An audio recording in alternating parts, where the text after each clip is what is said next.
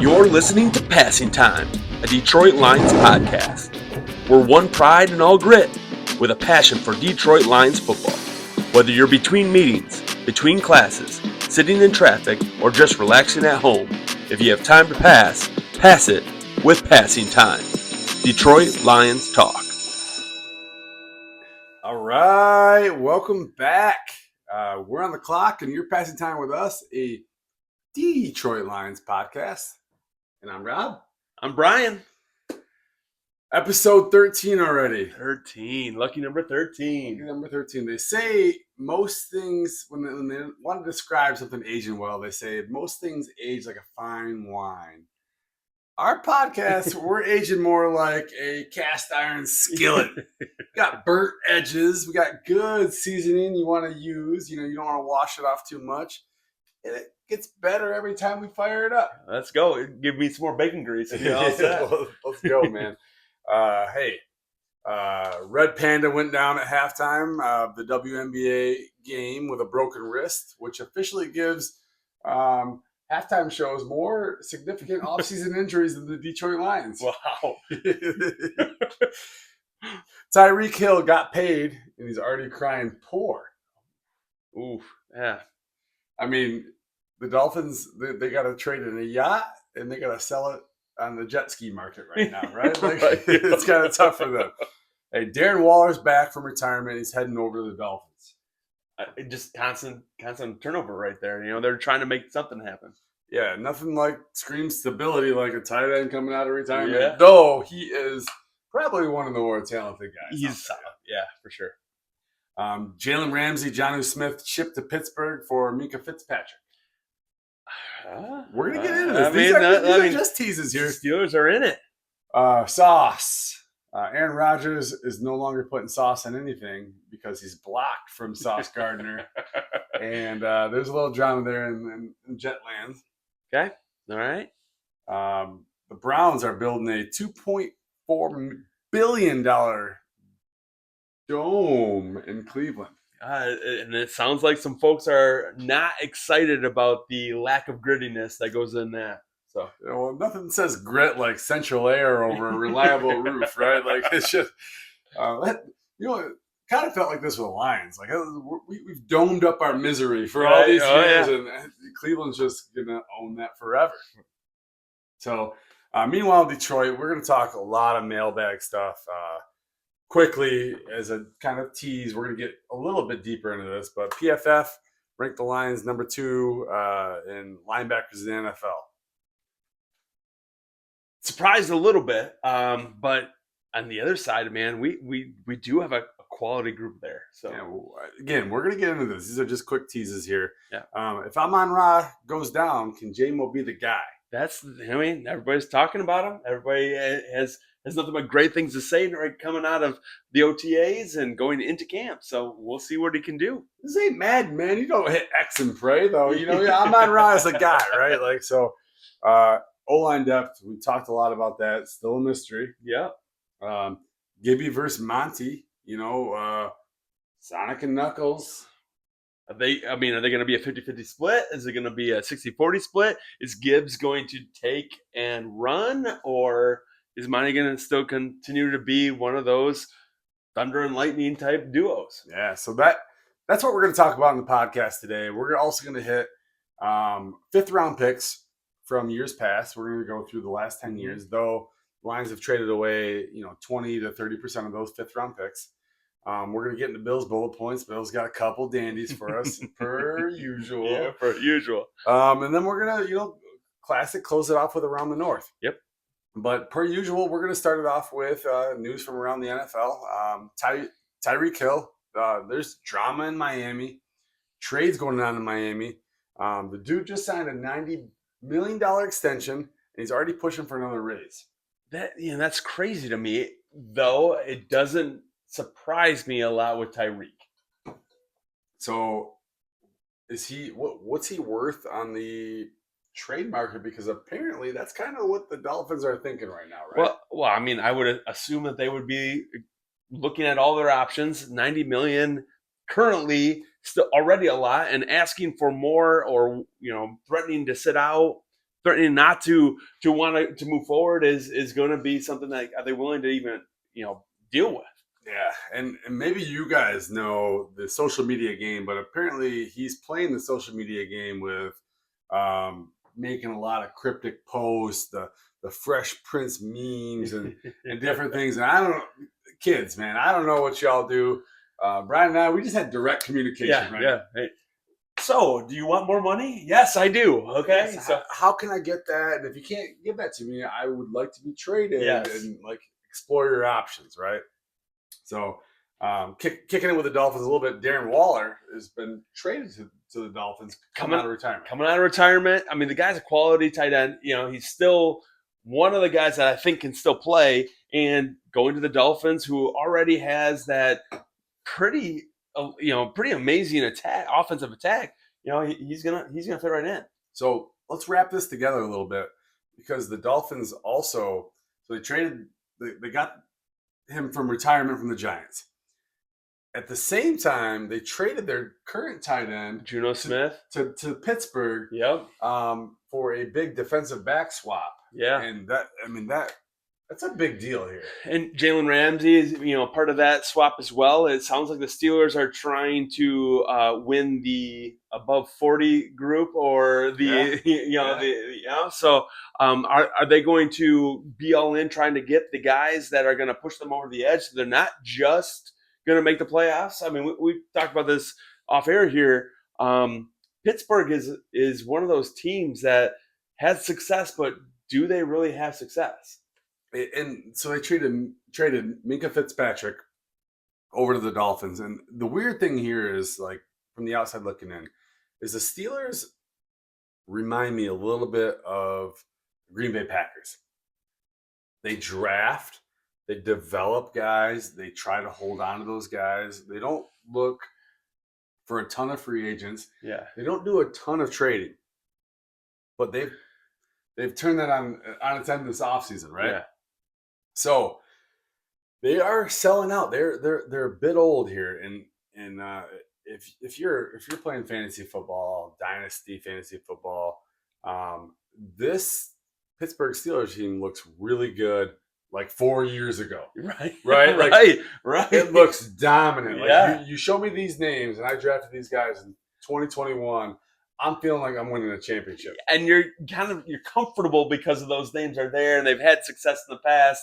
And you're like, then you get into the season, and are they going to really perform like they did 4 years ago? Yeah. Or is it going to be the age-old question, does Father Time get a hold of you? It's wild, and it's trying to figure out, like, what's each team trying to do here, right? Like, the Dolphins are obviously, like, they're trying to save their coach's life. Mm-hmm. And as good as Mike Tomlin is, the Steelers might be trying to save their coach's life too, fair. Right? Like, that's fair. So I read a stat. I don't know it off the top of my head, but in the last 5 years, the Steelers have a top 5 in the NFL winning percentage. And you put them up, and our Detroit Lions are not there. But you put them up with teams like the Chiefs and like the Ravens and some really the Eagles, and all those teams have top 5 winning percentages with playoff victories. The Steelers have a top 5 winning percentage with a goose egg at the playoffs. And we're going to talk about maybe a different form of this with the Lions later on, but like, it's pretty wild. So are they in like win now at all costs mode? Well, I think bringing on a guy like Aaron Rodgers, who he wants to leave on top, right? He doesn't want to come in the league to like just drift away. He wants to leave on top. And so they're going to try to do all they can in order to, one, make him happy, and two, like, this Aaron has done this like in every place that he's gone to. He did it with the Jets and brought his guys on, and they tried to make it work, and ultimately it doesn't work. So is this going to be the same old when it comes to the Pittsburgh Steelers? Yeah, and they've been just the staple of just like consistency. They're turning a new page here. Yeah. Speaking of a staple of consistency, Aaron Rodgers has been kind of the staple of like a weird consistency. Yeah. And him and Sauce Gardner are they've kids. Like, let's just talk to each other, man. Don't block each other on social media or do those passive aggressive things. But that's what the kids are doing. So Sauce has blocked Aaron on social media. I don't know how you block a dark cave. But does Aaron Rodgers know how to use social media? I mean, I know he goes on the Pat McAfee show often enough, but when it comes to like Twitter and Instagram, I feel like he might be lacking. They're gonna face off week 1. Yeah. Ooh. And I'm gonna be in my basement. I'm gonna be watching that, right? Like I'm gonna be watching that game because that's drama, right? Yeah. Quarterback thrown against a defensive back. And that's the true drama versus a quarterback, right? And so when you have somebody that's going to attack that position and know the ins and outs of that position, both sides. So Sauce is going to know the strengths of Aaron, and Aaron's going to know the strengths of Sauce. How are they going to attack each other? Yeah, that you know what? I want to tune in. I'm in. And I hope it's a primetime game. I hope kids aren't crying too much. My wife's not yelling at me about doing this, doing that, and I'm able to kind of sink into my couch and check that game out. Yeah. Ricky Pearsall for the 49ers, drawing comparisons to Puka Nacua. Ricky Pearsall was an old rookie, came in the league at 24, had a very highlight catch at Florida, which you're probably see if you're watching on YouTube, you're seeing this right now. Yeah.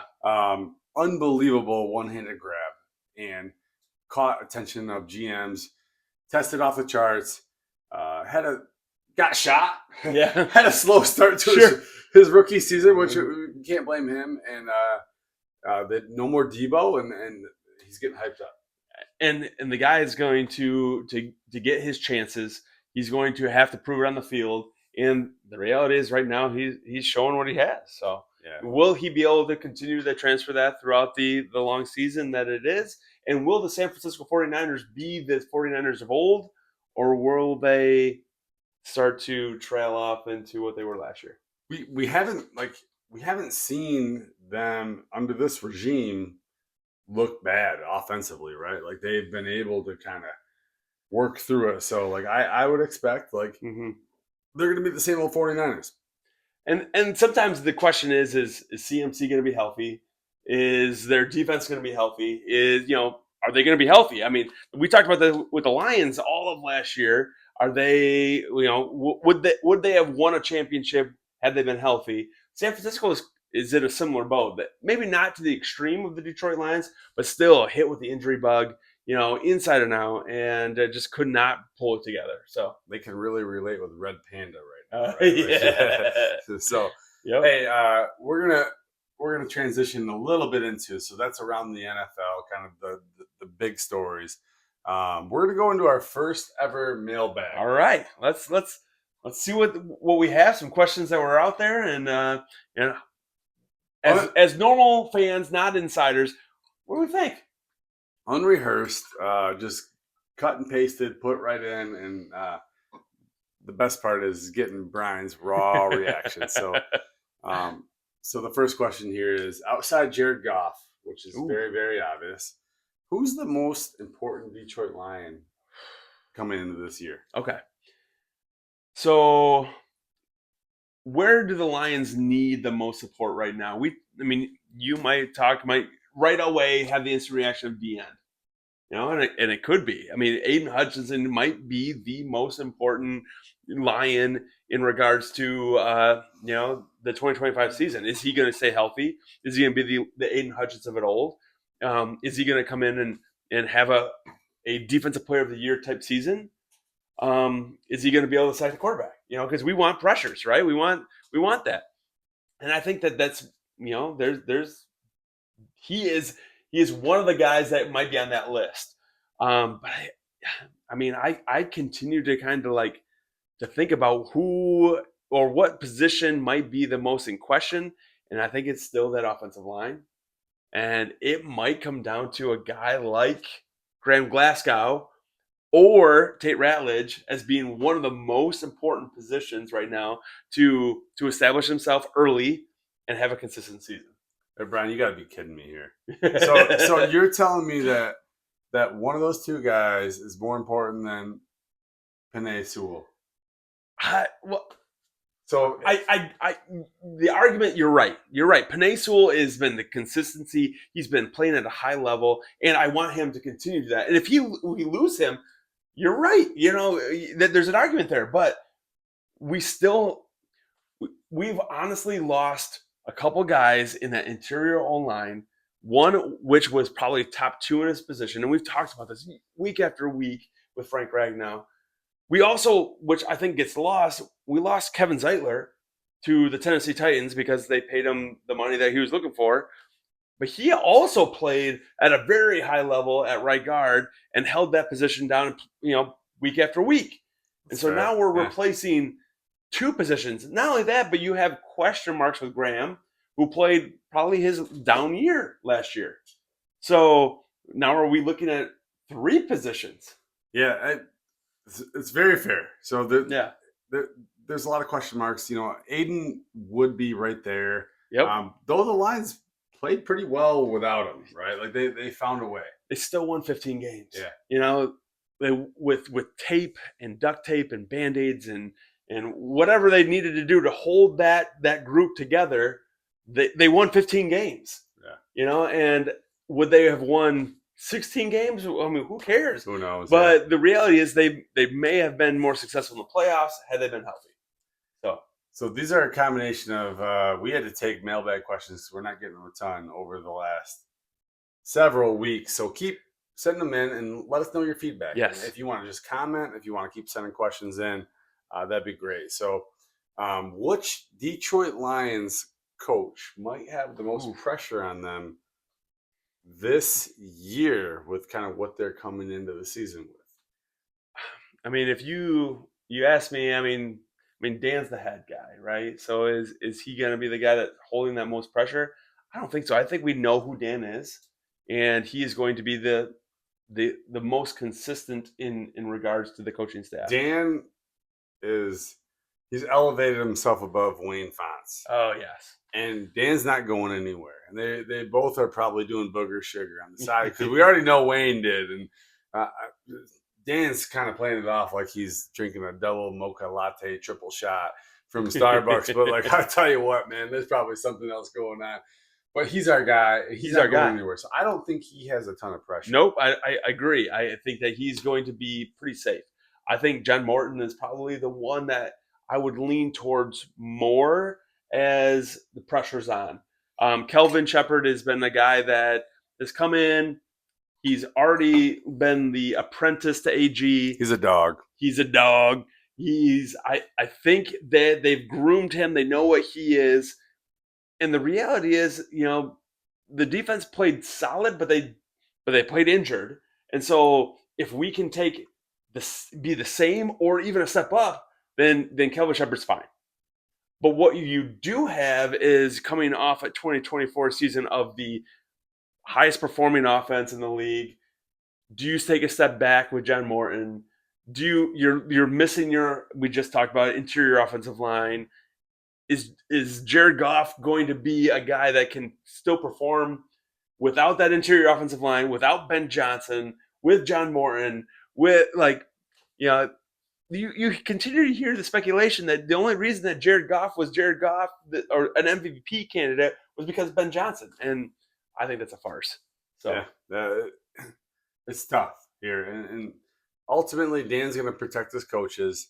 But also, Dan's going to do what's best for the Lions. So if you're going to see some coach turnover, I think he's very comfortable at kind of turning that over. Sure. 2 years ago, you saw that.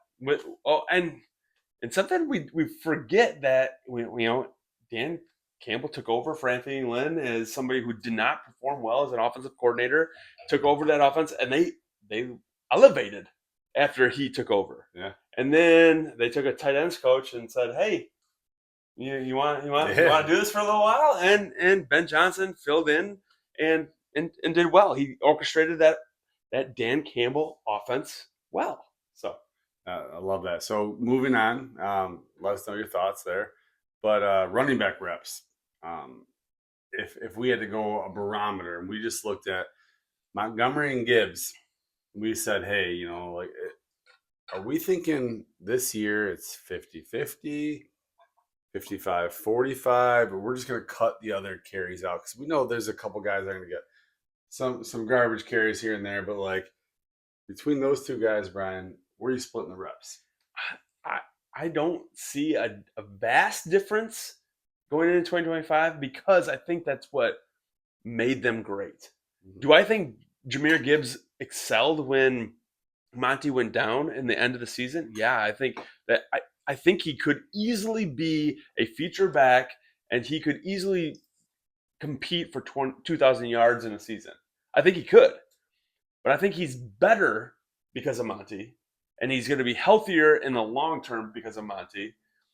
Though I do see a bit of a difference going into the next season. I think they were split pretty evenly, 50-50 in carries in the season outside of the injury there. And I think that might shift a little bit more to maybe a 60-40 Gibbs over Monty. But I think that there's going to be, when we're behind, I think Gibbs is going to get the ball a little bit more. And when we're ahead, I think Monty might get the ball a little bit more. So I think that's kind of how it's going to pan out. So 10% is pretty significant. Significant. Right? Like in the scheme of a lot of carries over the course of a year. What I'm thinking is the interior offensive line going to play a role in that? Because you got one guy that is known to pound the rock up the middle, and you got one guy that's known to maybe stretch the defense a little bit. Sure. Well, last year, if you looked at some of the things that Denver did, is they did enjoy the outside zone. And I think that's something that the Lions also enjoy. And I think that's something that Jahmyr Gibbs excels at. So I think John Morton, coming from Denver, could find that good balance in allowing Penei Sewell to get out on an island and attack those edges, and let Gibbs get out on an island and attack those edges. And I think that might be our happy place. So where Monty might not get as much success attacking the middle.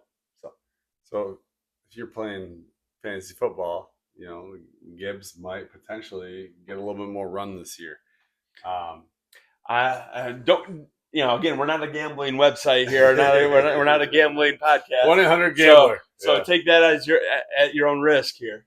PFF has the Detroit Lions as the second best linebacker core in the NFL. Yes. So we talked about this briefly last week too. Yeah. So all I hear is a lot of negativity. Tell me why they're right, or tell me why they're wrong. I mean, as a Lions slappy, right? I mean, I'm gonna side with my Lions more times than not. I think they're right. I mean, you look at guys like Anzalone, who's the captain, who I do believe is going to be fine and going to get paid and probably get extended. I've heard some rumors of him getting an extension for 2 years beyond this year. So just throwing that out there. We'll see how that transpires.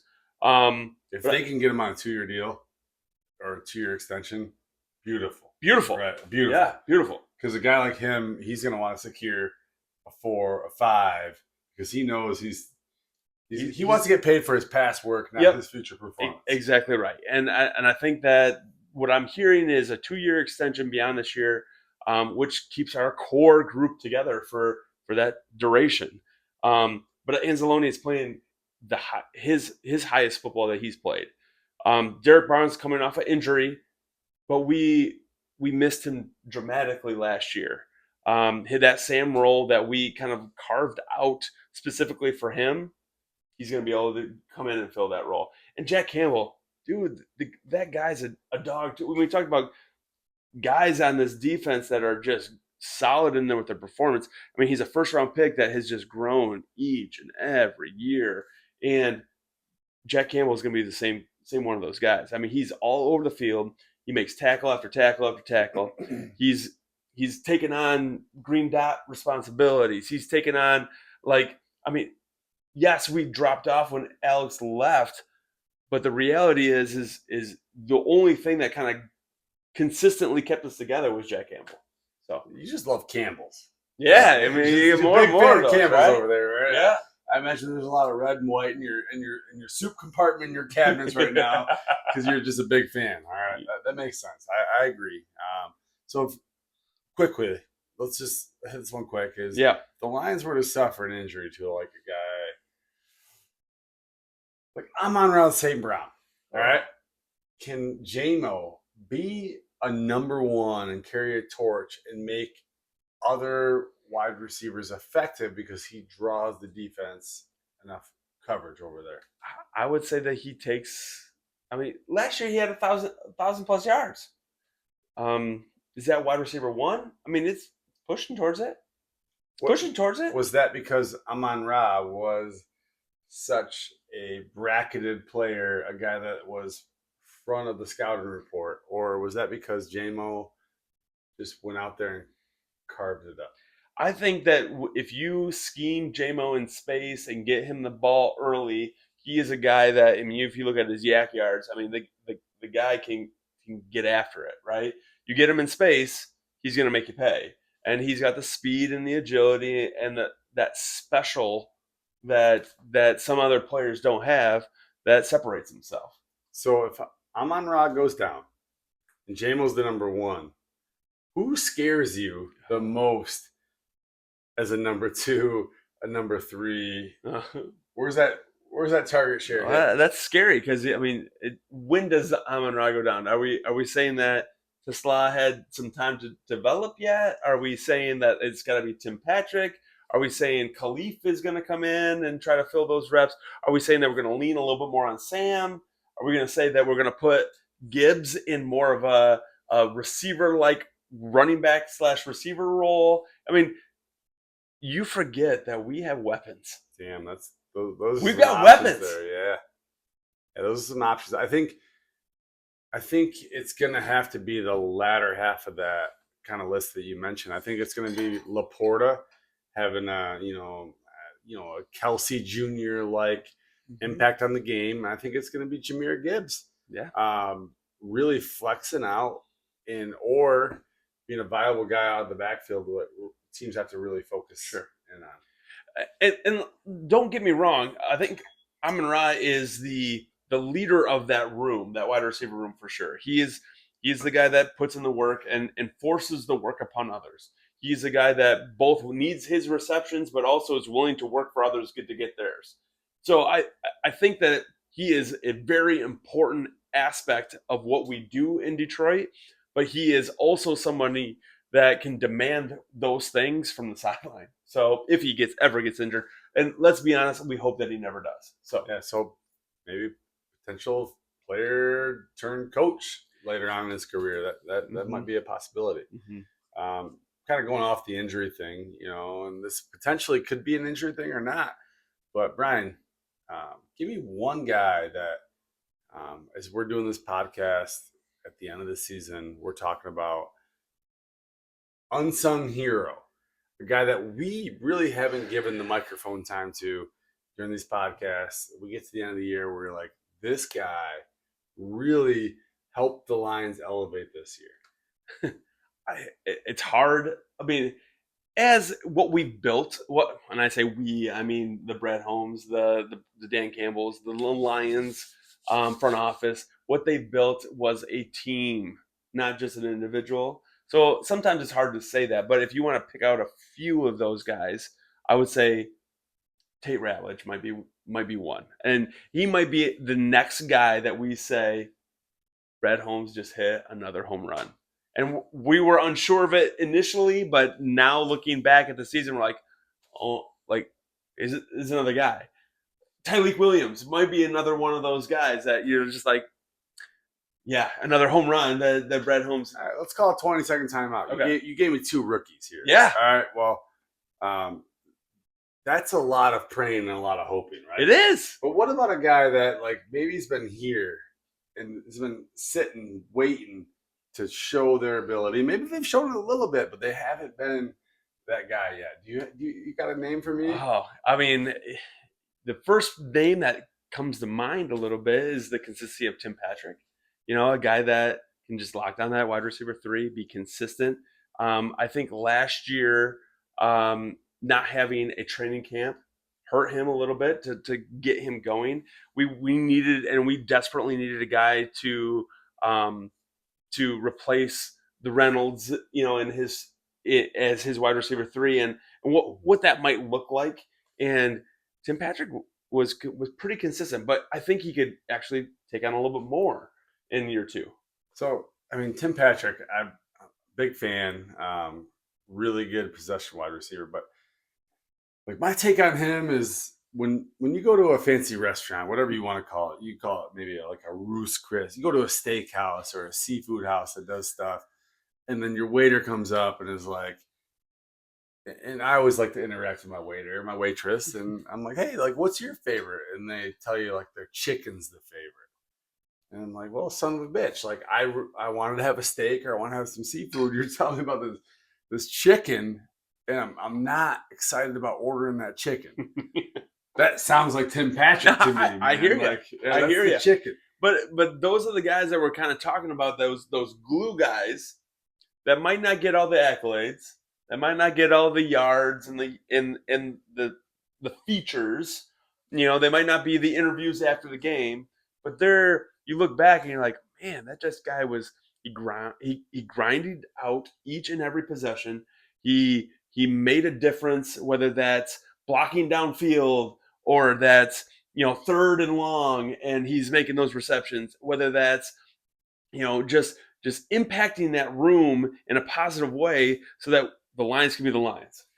And totally. And don't get me wrong, that chicken might be the best damn thing you're getting on the menu, right? Like.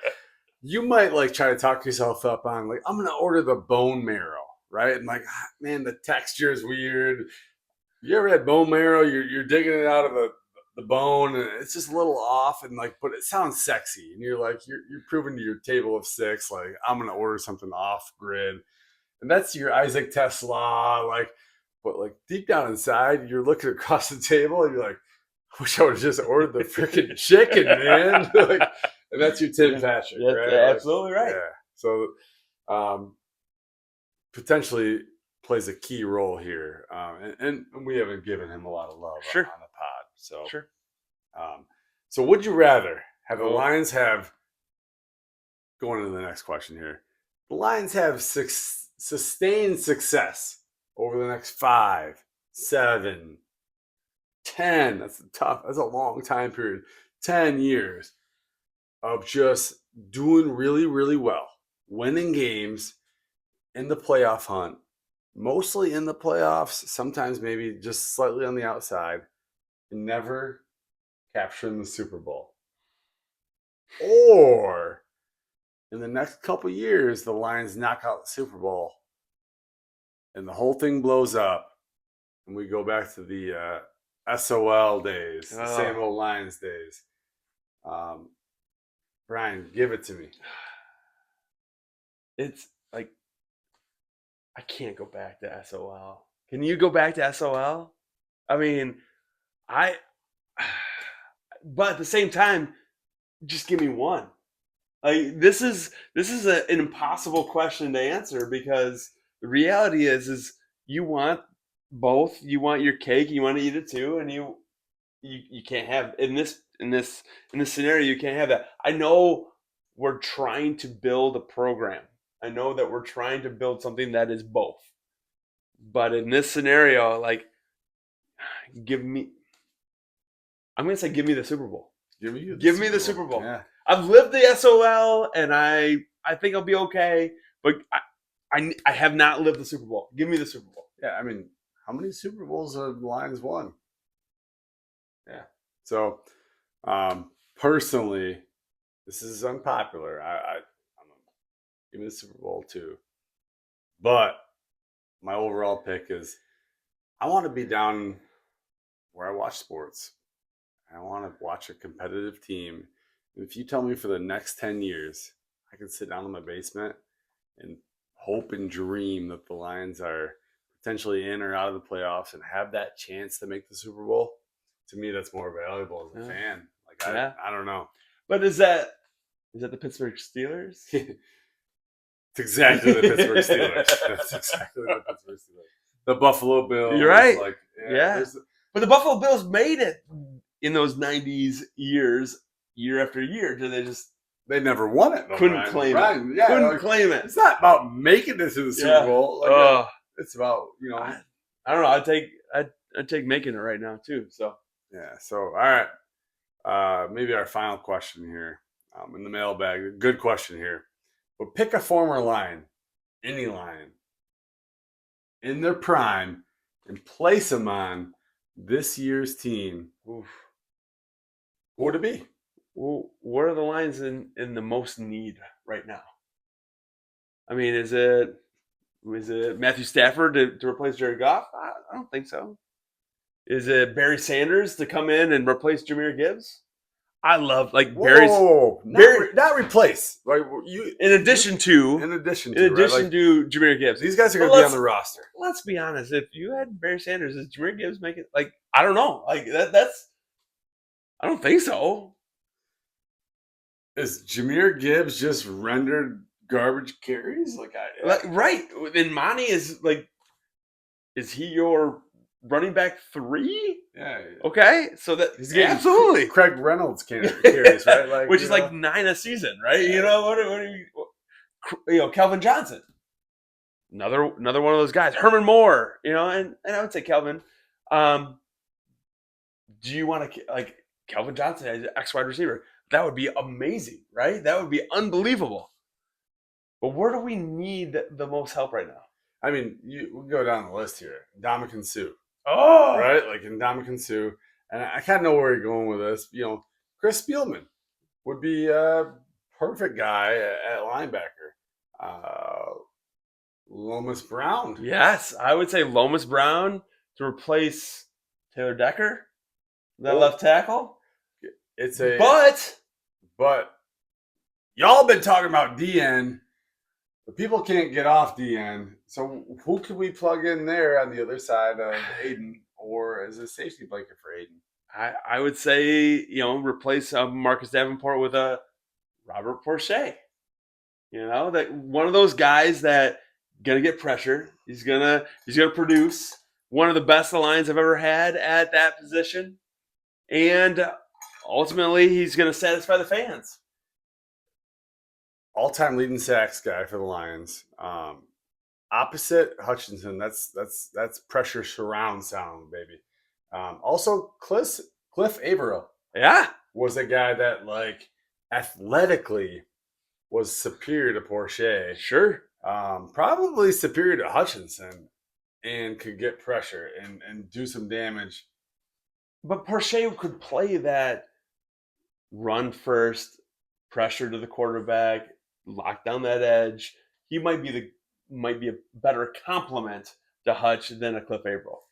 So our executive producer, Chris Alone, who did Chris put in? I mean, I think he might pick Ndamukong Suh, don't you think?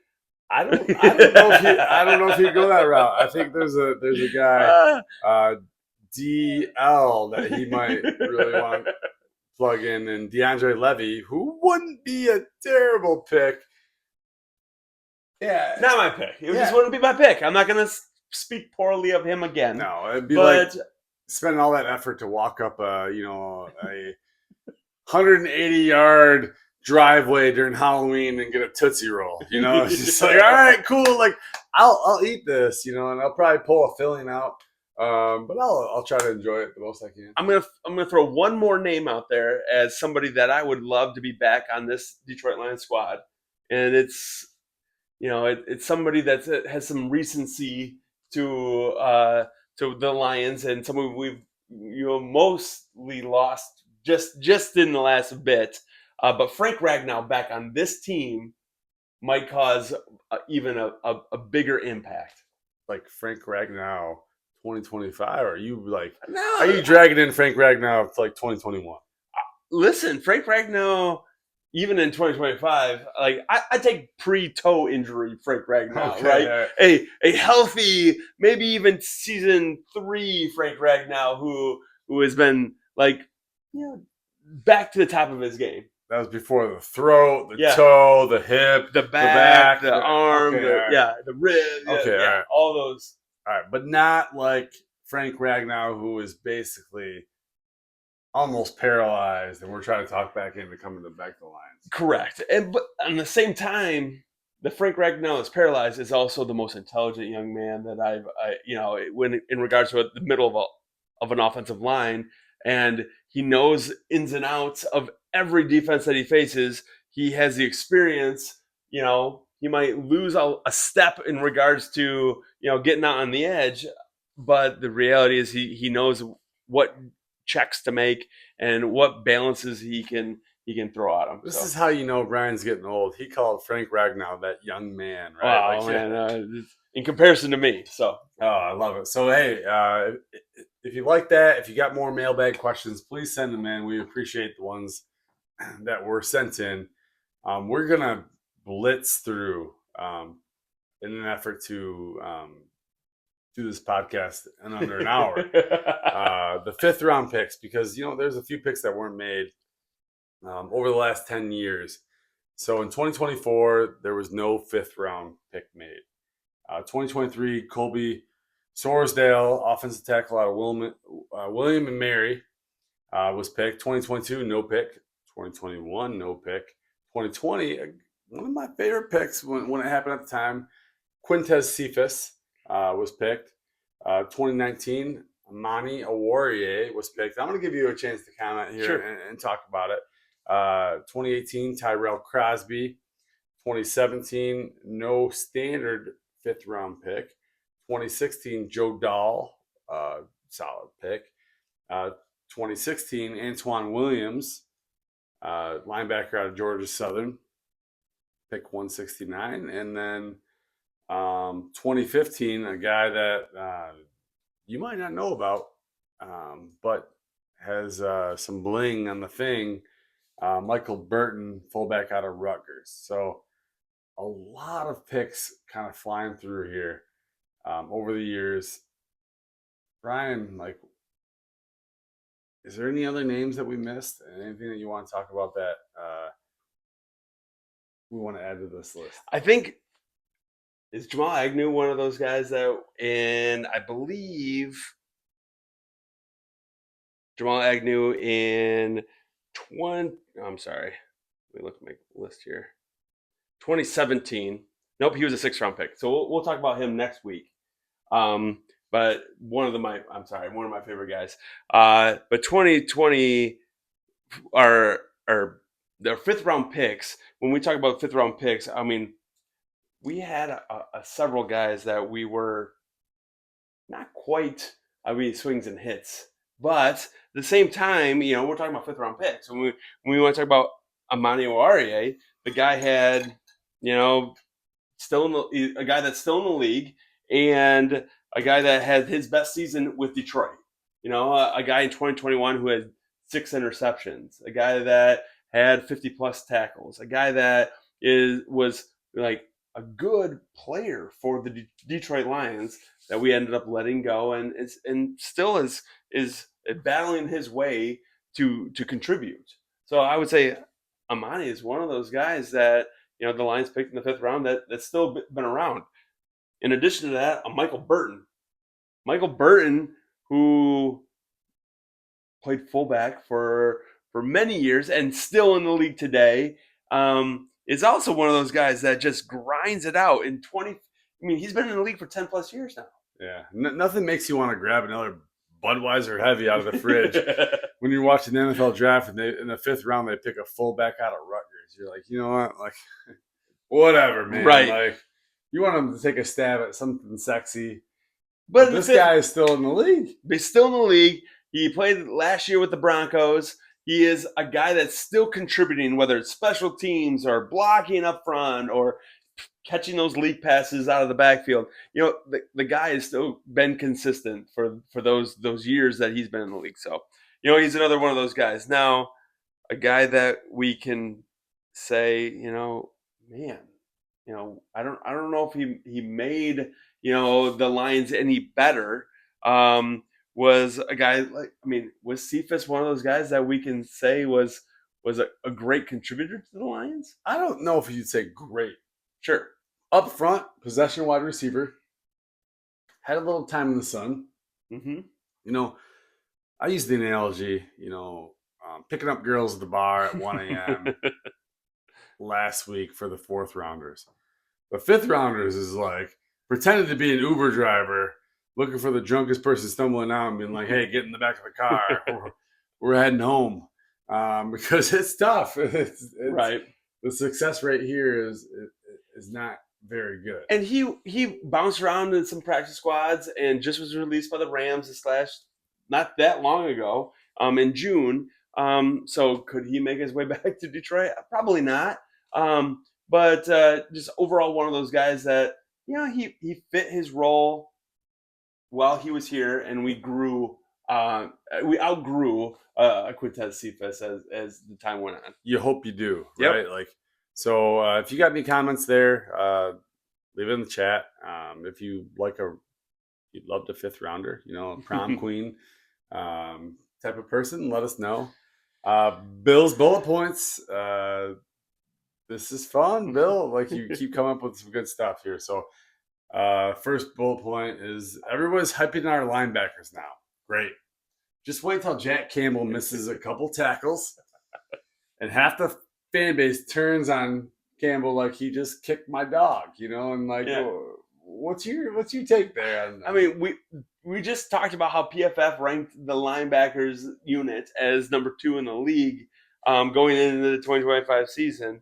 But at the same time, as soon as the media sees a chink in the armor, are they going to just pounce on that? So. Yeah. Second one is people keep asking if J-Mo can step up. If something is going down with Amon-Ra, he's like, screw that whole question. Can anybody just get open for a 3rd and 7? Yeah. I mean, is J-Mo one of those guys that can consistently fill that role at 3rd and 7 or 4th and 3 and be able to produce? No. J-Mo is a guy that is a gadget guy that's going to go from -2 to positive 100, but the middle ground isn't like his consistent play. Like, Amon-Ra is the guy that gets the gritty yards, right? Consistently gets those 7+ yards. He consistently moves the chains. He consistently finds ways to get open. He runs great routes and catches the ball with his hands. I mean, he's the Lions' gritty player. So. Sam Laporta is going to have to be the number 2. And then beyond that, we already talked about Uncle Patrick and his ability to go there. Sure. So keep sending them in, Bill. You're wise beyond your years. So we're going to kind of finish up here. And I know we're getting a little long in the tooth like Tim Patrick. But we're gonna kick it over to around the north. So we'll start off with Green Bay Packers. They are introducing some throwback helmets, 1950 style leather airbrushed helmets. Are gonna go into play again. Yeah, and they're tough. I mean, you saw the Fighting Illini fill this in a little bit last year. Those are fresh. Those are fresh. If you're looking at this on YouTube, you can see these now. But I think it's a cool style. Yeah. I'm all for.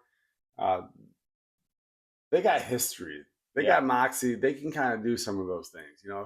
If the Jacksonville Jaguars are introducing old leather helmets, it's just like, what's the point, right? Like, but the Packers can do some. Packers can do that, right? Like, also with the Packers, they have a undrafted rookie streak of taking guys that are undrafted for the last 20 years and having at least one guy make their roster, which is quite significant.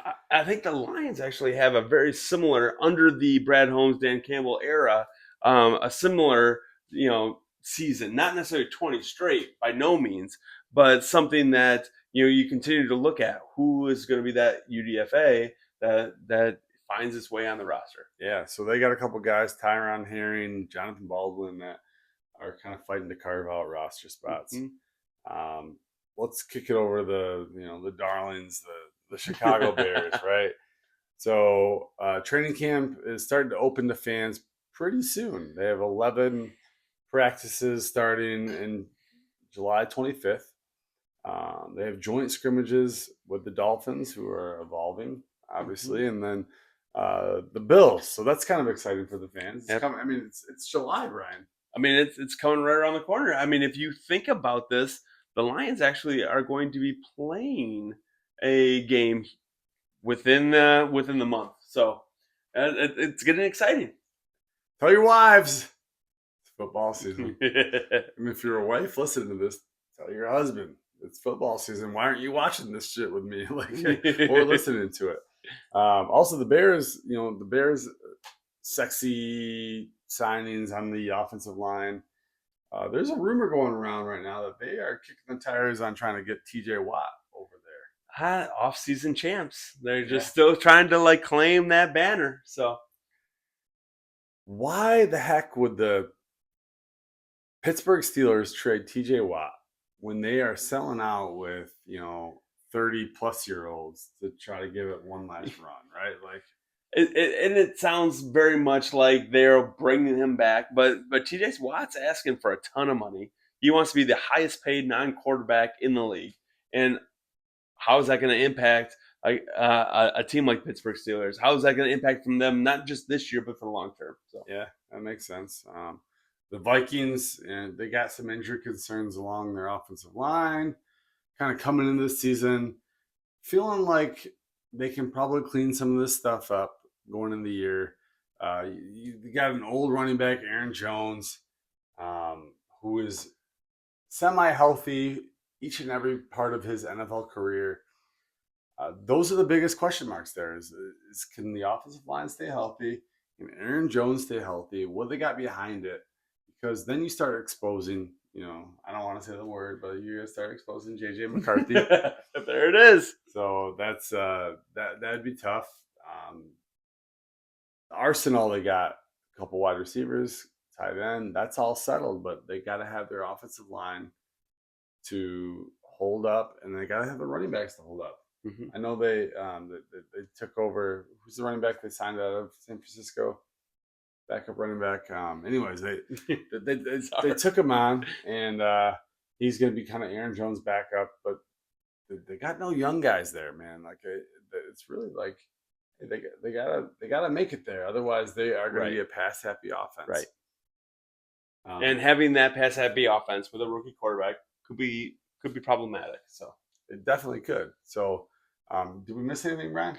I think we covered it all. I mean, I'm looking at the time right now, and we've definitely passed some time. So you passed a lot of time with us, Brian. Do you want to show them social medias and tell them? Oh yeah. So check in with us. We've said this week after week. We're on X. We're on Blue Sky. You're seeing us on YouTube, or you're checking us out where you find your podcast. Please subscribe. And ultimately, leave us a comment, interact with us, tell us what we're doing right, tell us what we're doing wrong, and so we can grow. So we appreciate you guys. If you want to help the pod, I mean, again, if you're listening to this right now and you're not subscribed, you haven't clicked the like button, you haven't given us one comment, or maybe just send a DM, that's insane. If you're making it this far in. So please do all those things. Help the pod. We're not asking for anything else. Just help the pod there. Yep. We're trying to grow. We're trying to get on the algorithm. So when the season kicks off, we're going to inject enthusiasm unknown to mankind into this podcast. Trust me. I mean, Brian and I are biting some kneecaps, let me tell you. We're chomping at the bit to give you guys something here. But we're grabbing whatever we got right now. Yep, that's absolutely right. And we're hopefully entertaining at the very least, giving you something about our beloved Detroit Lions. So thanks for passing time with us. This is a fun podcast. Again, I'm Rob. I'm Brian. So we appreciate you. We'll see you next week. Cheers.